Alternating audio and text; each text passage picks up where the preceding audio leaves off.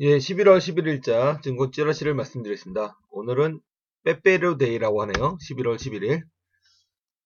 중국판 블랙 프라이데이에 대한 얘기를 먼저 시작하겠습니다. 오늘 빼빼로데이인 오늘 알리바바가 그 초대형 쇼핑몰인 그 광군제 행사를 다시 했습니다.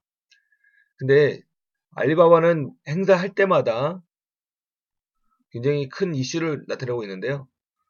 그 오늘 새벽에 시작한 그 행사에서는 쇼핑 이벤트에서는 단 72초 만에 10억 위안, 1,800억 정도가 돌파했다고 합니다. 100억 위안은 그 12분 만에 돌파했다고 하고요. 역시 중국이 크긴 크죠. 그래서 1조가 넘는 매출이 1조 8천억이라는 매출이 12분 만에 발생했다고 합니다.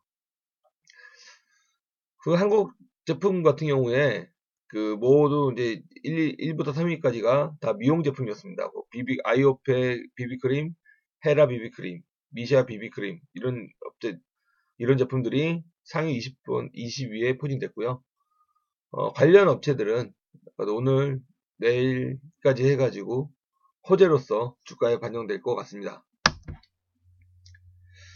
또 중국 얘기인데요. 중국 스모그가 굉장히 심해졌다는 얘기를 얼마 전에도 했습니다. 근데 어제 청주공항에서 이륙한 그 제스트에어인가요? 그 항공사가 하얼빈을 가다가 중간인 충칭에 내려서 장춘공에 내려서 그 급유만 마친 다음에 다시 돌아왔습니다. 하얼빈까지 못 가고요. 그 하얼빈의 그 스모그 문제가 심각하다고 많이 나왔는데요. 실제로 우리나라도 관련돼서 많이 이슈가 된 것 같습니다. 그 중국의 스모그가 많이 발생되면 우리나라에서도 손세정제, 마스크 이런 업종들이 호재가 되지 않을까 이렇게 예상을 한번 해보겠습니다. 리베이트 양심 고백. 예, 조선일보가 단독 입수한 자료 가지고 기사 썼네요.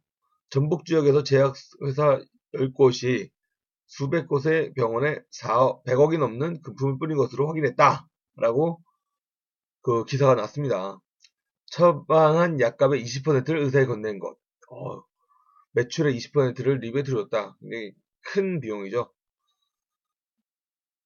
제약회사 간의 차이는 있겠지만 10에서 25%까지가 리베이트를 요구했다라고 합니다.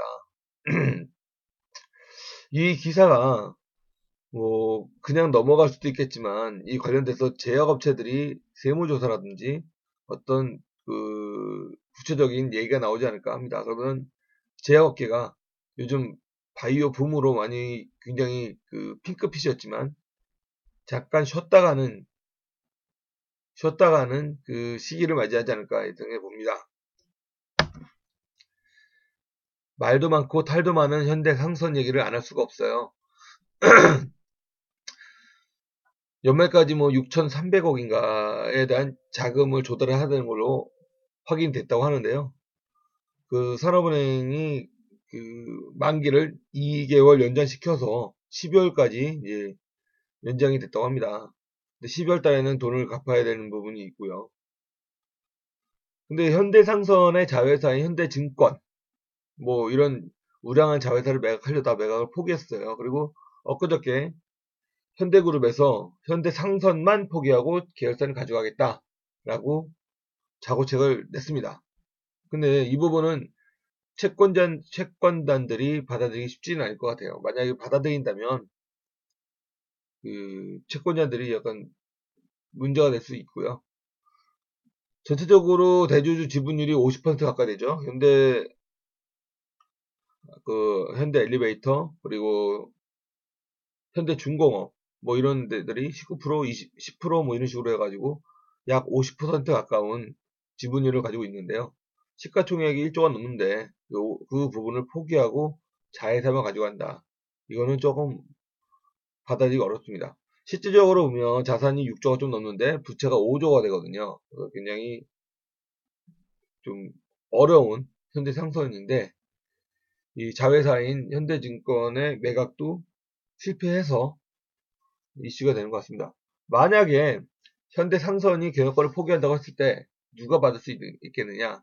그거는 현대라는 이름이 붙어 있는 현대중공업이 지금 2대주주죠. 10%니까. 현대중공업 외에는 다른 업체가 받기는 쉽지 않겠다라고 보여줄 수 있습니다. 마지막으로 어제 증시 폭락한 거를 얘기를 할게요. 코스피는 1.44%, 코스닥은 2.25% 밀렸습니다. 코스피가 2000 밑으로 내려서 마감을 했는데요. 한 달 만에 2000 밑으로 내려간 것 같습니다. 코스닥도 660 밑으로 내린 게 2달 만이라고 하네요. 미국의 금리 인상설, 12월 달에 금리 인상설이 계속 스물스물 올라오는 부분이 많이 부담된 것 같고요. 글로벌 경기 침체가 주요 원인을 합니다. 근데 다행인 거는 어저께 다우지수가 소폭 오름으로 마감을 했습니다. 0.14%가 0.4%가 소폭 오름으로 마감했기 때문에 오늘 추가 하락은 크지 않지 않겠냐 생각합니다. 호재가 따로 발생된 게 아니라 미국에 의해서 그래도 추가 하락이 없던지 아니면 하락을 하더라도 많지 않 0.몇% 수준에서 그치지 않을까 이렇게 예상을 해봅니다.